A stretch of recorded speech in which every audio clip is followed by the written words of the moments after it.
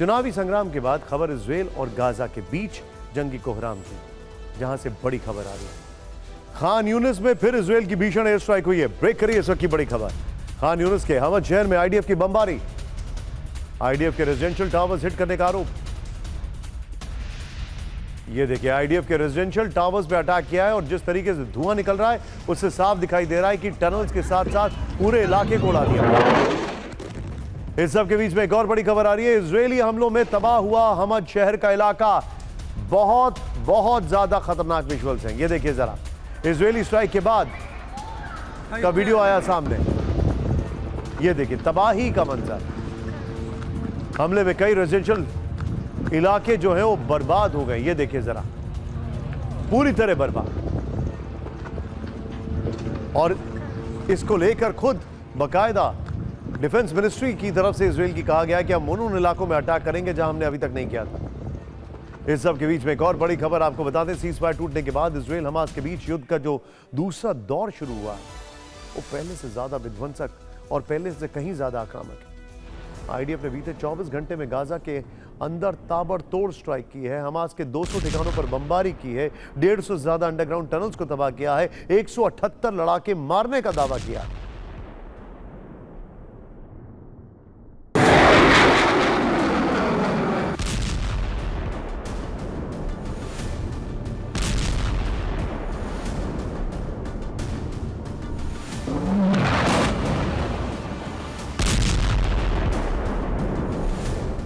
Israeli हमलों में Gaza जैसे गुम हो चुका है। एक बार फिर जमीन और आसमान से एक साथ हजारों टन बारूद बरस रहा है।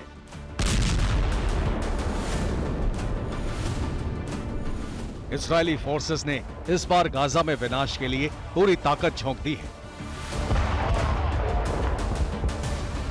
आईडीएफ ऑपरेशन के फेज 2 का मेन टारगेट दक्षिणी गाजा बना है, जहां खान यूनिस इलाके को जैसे खाक में मिलाने की तैयारी हो चुकी है।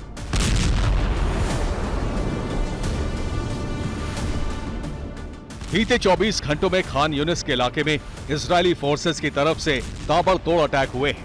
हमास के ठिकानों पर भीषण बमबारी की गई है। खान यूनिस का आसमान आईडीएफ के विध्वंसक हमलों की गवाही दे रहा है। चुन चुनकर हमास के ठिकानों को टारगेट किया गया है।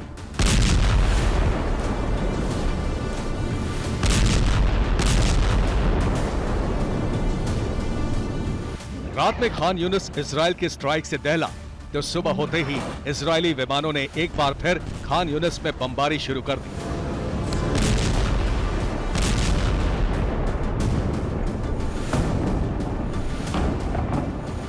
आईडीएफ ने खान यूनिस में पिन पॉइंट अटैक किए हैं। हमास की सुरंग के एंट्री पॉइंट को नेस्तनाबूद किया है। हमले में हमास का कमांड सेंटर और हथियार डिपो उड़ाया गया है। इसके अलावा हमास की कई शेल्स और 2 मोर्टार लॉन्चिंग स्क्वाड्स भी इजरायल के हमलों में नष्ट हुए हैं। बारूदी प्रहार के बीच आईडीएफ ने खान यूनिस में पर्चे गिराकर चेतावनी दी है। लोगों से खान यूनिस छोड़कर राफा के दक्षिण में जाने के लिए कहा गया है। यानी इजरायल इस इलाके में अपने हमले और तेज करने वाला है। नॉर्थ गाजा में भी फिलिस्तीनियों से कई कॉम्बैट जोन छोड़ने का फरमान जारी किया गया है।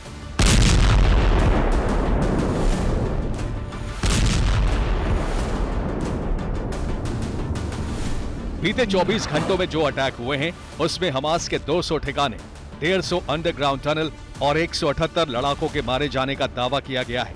युद्ध के दूसरे राउंड में इजरायल का आक्रामक अंदाज बता रहा है कि वो इस बार हमास का खात्मा करके ही दम लेगा।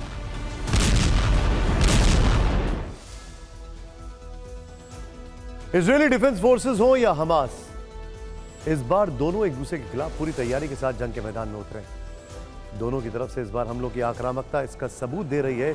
आईडीएफ ने उत्तरी और दक्षिणी गाजा में भीषण स्ट्राइक की तो हमास की तरफ से भी इजरायल के कई इलाकों को टारगेट कर रॉकेट अटैक किए गए। हमास इस बार 2 तरफा हमले की रणनीति अपना रहा है। वो दक्षिण और पश्चिम दोनों दिशाओं से इजरायल को निशाना बना रहा है।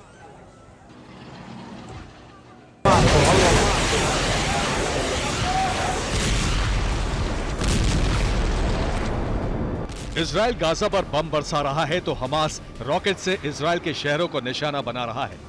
हमास की तरफ से इजरायल को टारगेट करते हुए बड़ा अटैक किया गया।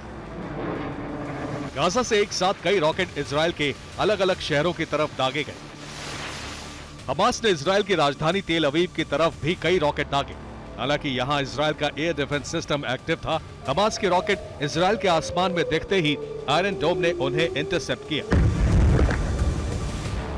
इजराइल पर अब सिर्फ गाजा से ही हमले नहीं हो रहे, बल्कि आईडीएफ के वेस्ट बैंक में ऑपरेशन शुरू करने के बाद वहां इजरायली सैनिकों पर हमलों में इजाफा हुआ है। यरूशलेम में फिलिस्तीनी समर्थकों ने इजरायली फोर्स पर फ्लेयर्स दागे हैं। बैतलहम शहर में आईडीएफ के ठिकानों को टारगेट कर हमास ने रॉकेट अटैक किया है। इसके अलावा हमास लड़ाकों की तरफ से आईडीएफ के काफिले को 3 सुसाइड ड्रोन से निशाना बनाने का दावा किया गया है। इस बार हमास ने इजराइल के खिलाफ हमलों की अपनी रणनीति में बदलाव किया है। वो दक्षिण और पश्चिम 2 दिशाओं से हमले कर रहा है। उसने अशदोद पर भी प्रहार किया है। इस बीच फाइनेंशियल टाइम्स की एक रिपोर्ट सामने आई है जिसमें दावा किया गया है कि 2024 में भी जारी रहेगा ग्राउंड ऑपरेशन। साल भर से भी ज्यादा चल सकता है गाजा युद्ध।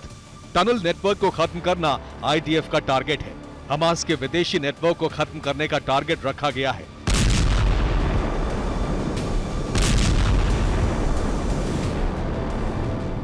साफ है कि नेतन्याहू इजराइल को हमेशा के लिए हमास के खतरे से मुक्त करना चाहते हैं।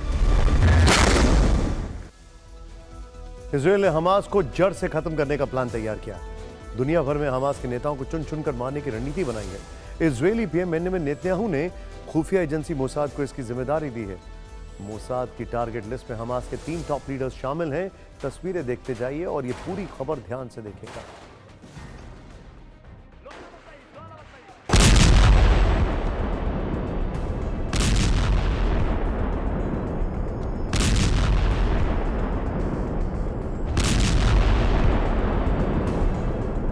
गाजा के वॉर ग्राउंड पर आईडीएफ का एक्शन जारी है तो इजरायली खुफिया एजेंसी मोसाद की भी बड़े ऑपरेशन की तैयारी है।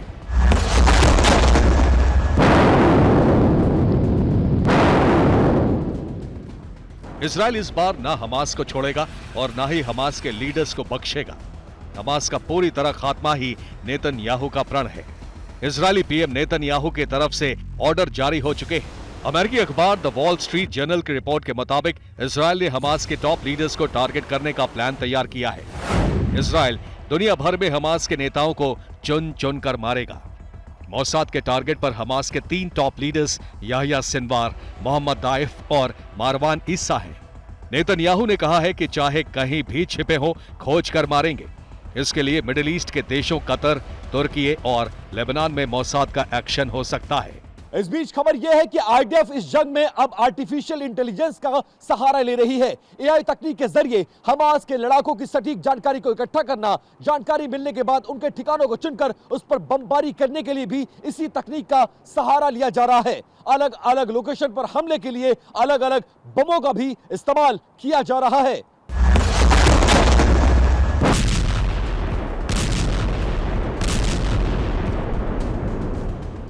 द गार्डियन की रिपोर्ट के मुताबिक नवंबर की शुरुआत में आईडीएफ की टारगेट एडमिनिस्ट्रेशन डिवीजन ने 10,000 टारगेट्स को आइडेंटिफाई किया है।